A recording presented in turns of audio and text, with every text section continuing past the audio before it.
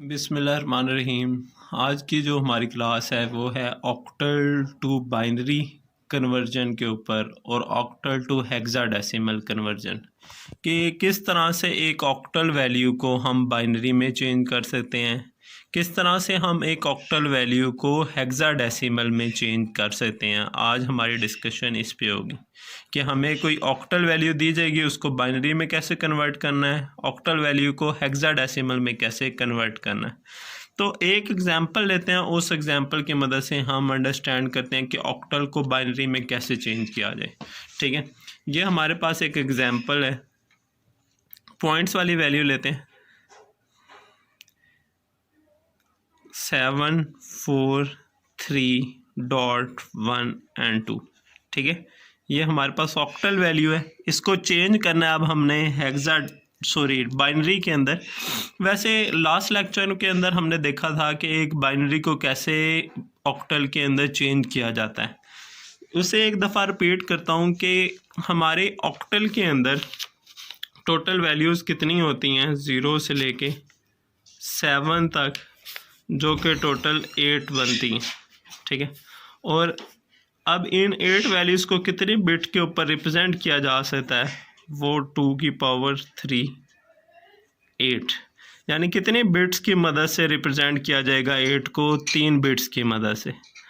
अब इस जगह के ऊपर आते हैं, यहाँ जो एक नंबर दिया गया है हमें, अब इसके हर एक नंबर को हमने 3 बिट्स की फॉर्म में लिख लेना। ठीक है, जैसे 7 है, 7 की बाइनरी क्या होगी, ठीक है, 3 बिट्स के ऊपर। इसका तरीका रिपीट कर देता हूँ एक दफ़ा, हमने अंडरस्टैंड किया था 3 बिट्स हैं, ये 1 2 3 बिट्स। ठीक है, पहली बिट रिप्रेजेंट करती है 1 को, दूसरी 2 को और तीसरी बिट 4 को, सो ऑन, इसी तरह से आगे चलता रहता है। ठीक है, अब देखें इन 3 बिट्स को 1 1 कर देंगे तो फिर ये क्या हो जाएगा, 4 + 2 6 + 1 7। ठीक है, यानी ये किसकी बाइनरी बन गई है, 7 की।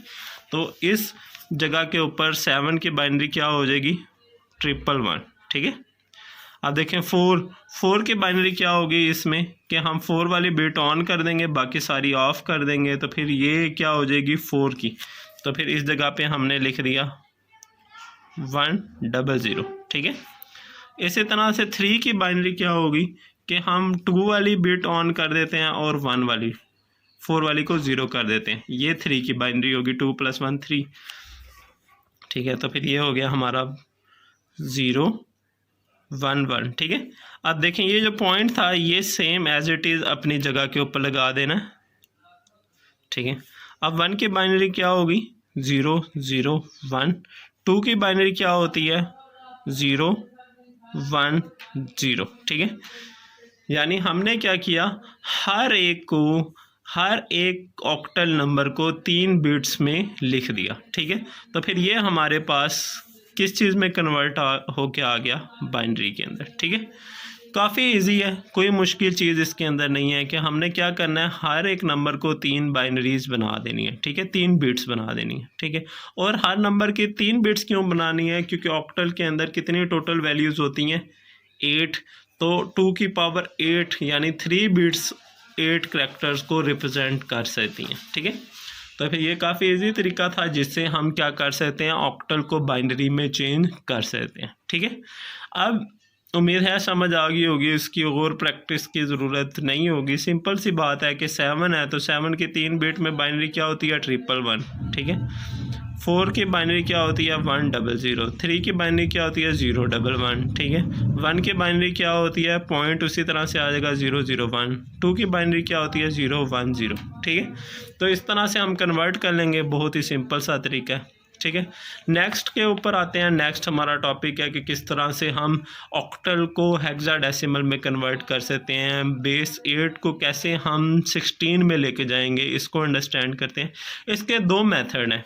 एक तरीका तो ये है कि हम क्या करें, ऑक्टल को पहले कन्वर्ट कर लें डेसिमल वैल्यू के अंदर। ठीक है, और फिर इस डेसिमल वैल्यू को कन्वर्ट कर लें हेक्साडेसिमल के अंदर। ठीक है, हमने तरीका पहले लेक्चर में पढ़ा हुआ है कि ऑक्टल को डेसिमल में कैसे लेके जाया जाता है, फिर हमने पढ़ा हुआ है कि डेसिमल को कैसे हेक्साडेसिमल में लेके जाया जाता है। इस तरीके से हम इसे कन्वर्ट कर सकते हैं, ठीक है। तो आपने पहले लेक्चर्स की वीडियोस देखी हुई हैं, उसमें से आप क्या करें, 8 को कन्वर्ट कर लें बेस 8 को बेस 10 में, फिर जो आंसर आ जाएगा उसको किस में कन्वर्ट कर लें, बेस 16 में, ठीक है। एक तरीका ये था। और दूसरा तरीका हमारे पास क्या है कि हम, जो कि इसकी निस्बत काफ़ी आसान है, कि हम बेस 8 को पहले कन्वर्ट कर लें बाइनरी के अंदर, ठीक है, डायरेक्ट, ठीक है। और फिर बाइनरी में जो आंसर आया उसको कन्वर्ट कर लें बेस 16 के अंदर, ठीक है। हमारे पास दो तरीके होते हैं ऑक्टल से हेक्साडेसिमल में जाने के। एक तरीका ये है कि ऑक्टल से डेसिमल में जाओ, फिर डेसिमल से हेक्साडेसिमल में चले जाओ। एक तरीका ये है कि ऑक्टल से आप बाइनरी में चले जाओ, बाइनरी से आप हेक्साडेसिमल में चले जाओ, ठीक है। ये तरीका हमने किया हुआ है, इस तरीके को अंडरस्टैंड कर लेते हैं, ठीक है। देखें, पहला तरीका क्या है कि ऑक्टल से बाइनरी में चले जाओ, ठीक है।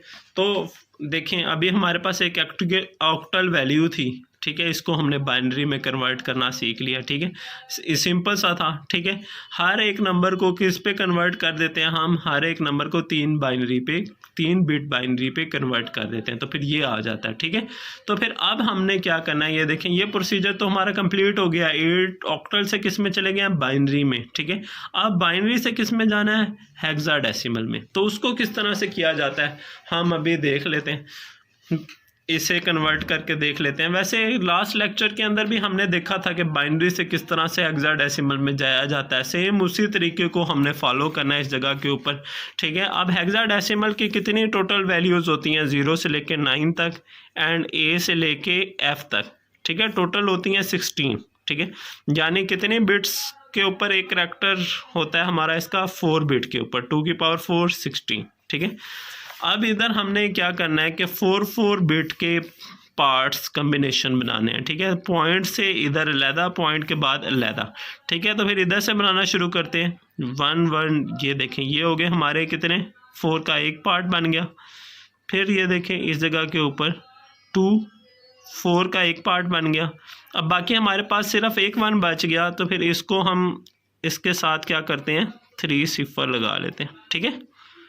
और फिर ये एक और पार्ट बन गया, ठीक है।